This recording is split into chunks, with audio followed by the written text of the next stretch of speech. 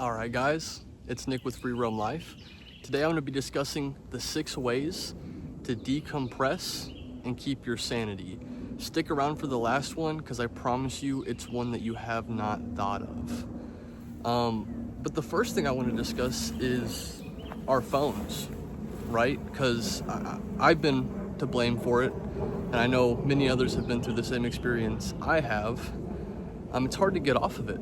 You know, we're on it all day for work, and then when we get home, we hop right back on it. Whether that's TikTok, whether that's Facebook, whether it's Instagram, we dedicate a lot of our time to it. And we need to remember, guys, that time is the most valuable asset that we have. You know, we can make money, we can get more money, we can make new friends, get new spouses, but we can never regain the time that we lost.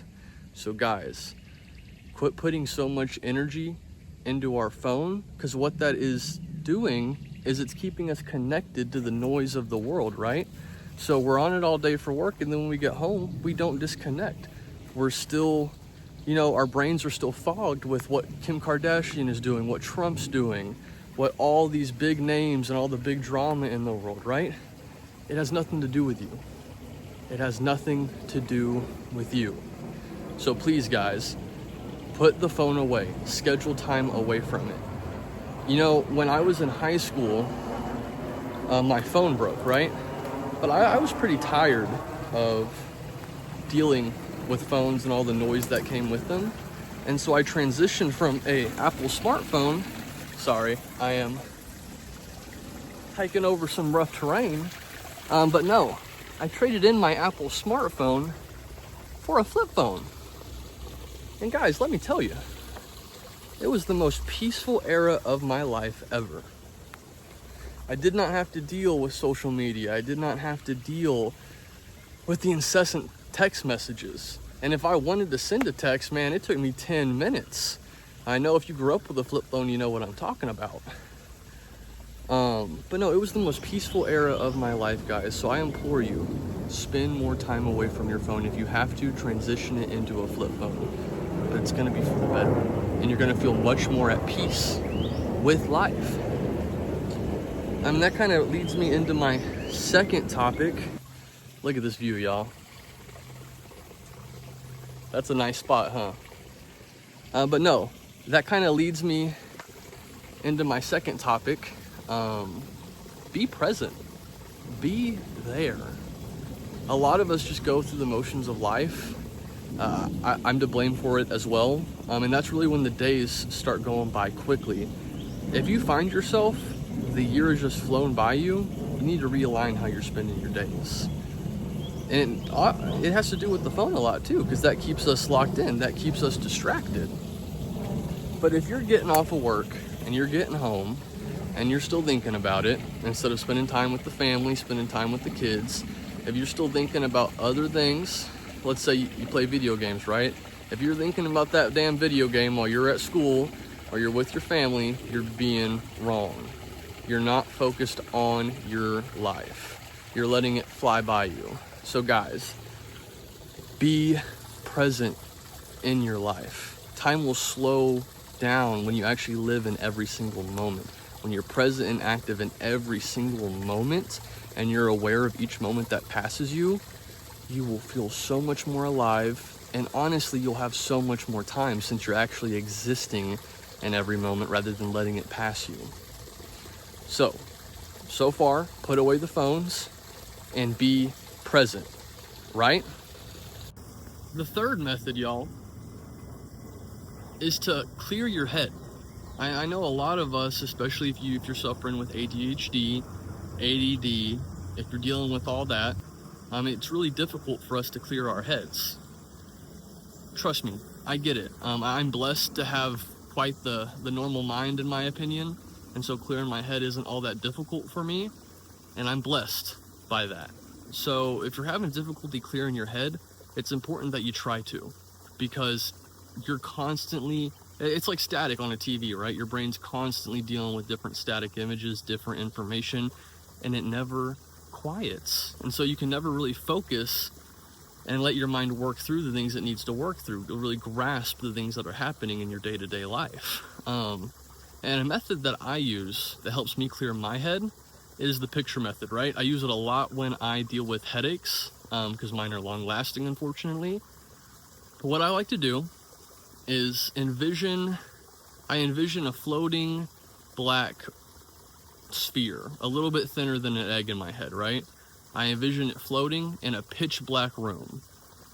And what I do is I focus on that orb in my mind's eye.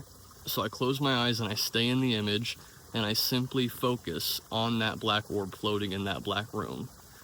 And I can't really explain it, but my brain gets dialed in and everything just quiets.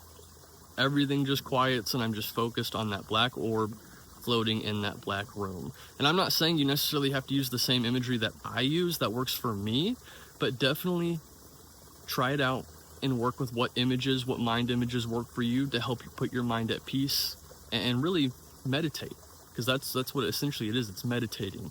It's putting your mind at ease, and through that it's also putting your heart and soul at ease. So far, number 1, put the phone away, right?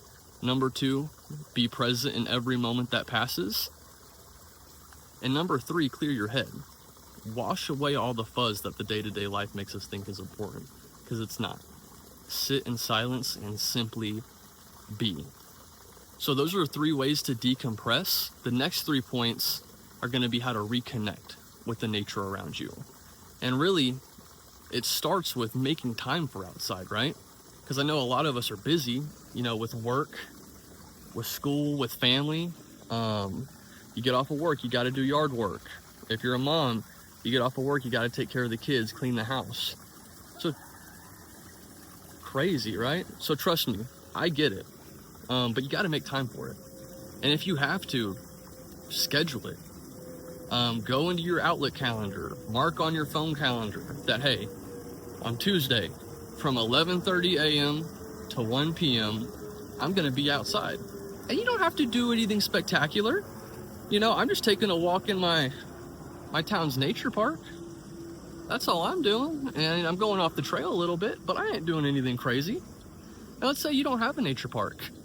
Simply sit outside. Sit outside your front porch. Go find a field, sit in the field. But simply get outside, get under the sun, and get out with the other animals of the earth. Because realize, too, that you're an animal of the earth. We're not anything special, y'all. We are just like the critters on the ground and just like the birds soaring in the sky. So reconnect to your home. Make time for it. The earth is important. And really, as you make time for being outside, start caring for the earth more, because when you start caring for it, you'll want to be in it more, right? Not only will you care about it more, but you'll care about yourself more as a proxy, because you are the earth. We're all creatures of love and light, ladies and gentlemen. We're all part of one collective whole. So not thinking that one part of the collective doesn't affect the other is very misguided and very lost. So care for the earth, and in turn, you're caring for yourself. Participate in Earth Day. Don't litter. Get others involved in spending time in the earth and taking care of it. Because we want to build a nice environment for our future, right, ladies and gentlemen?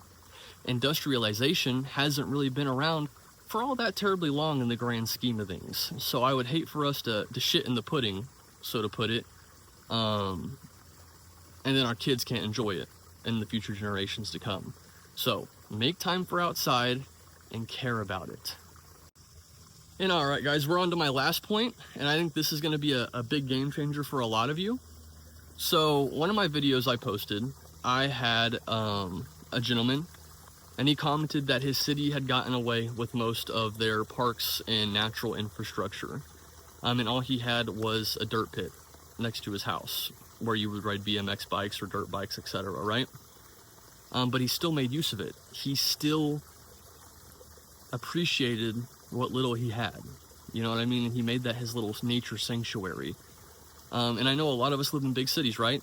Or a lot of us live in areas that don't really have the taxpayer money or the funding to have, natural parks like the one I'm walking in right now with the little stream and the waterfall and all the good things. So I understand that we may feel limited by that, but you don't need a forest, ladies and gentlemen. You don't need a forest. Nature is all around us. The sun gazing upon you is God's eye. It's Mother Nature looking at us. The little grass we see growing through the cracks of the sidewalks, that's a piece of nature. The trees that the city graciously puts in is part of nature. Really just focused on what's around you. You got to focus on the little guys, on the little things, and you'll really see how valuable each part of nature is. But we don't need an entire forest to be out in it and reconnect, ladies and gentlemen. We just need a spot. So please, find your spot. Find your piece of nature. Make time for it. Love it. Care for it. And in turn, you will feel cared about and loved as well. Because we're all a collective whole. And foregoing one part of us foregoes all parts of us. So guys, put away the phone, make time for outside, decompress, and reconnect. Thank you for watching. This was Nick with Free Roam Life. Like and subscribe for more, and I'll catch you guys on the next video.